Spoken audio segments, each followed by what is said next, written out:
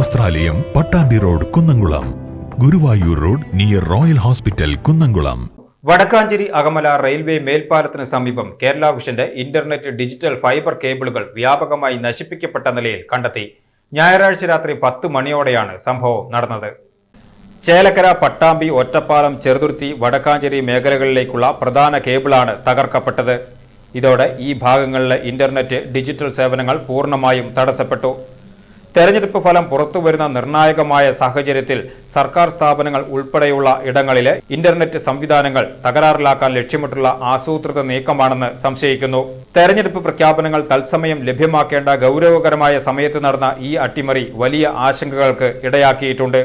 സംഭവം അറിഞ്ഞ ഉടൻ തന്നെ മേഖലയിലെ കേബിൾ TV ഓപ്പറേറ്റർമാരുടെ നേതൃത്വത്തിൽ തകരാറുകൾ കണ്ടെത്തുകയും അടിയന്തരമായി പരിഹരിക്കുവാനുള്ള നടപടികൾ സ്വീകരിക്കുകയും ചെയ്തു.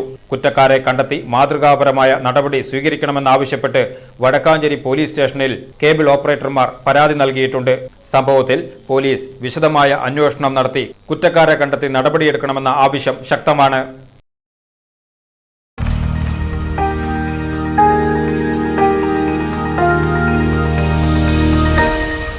You are watching VCV News.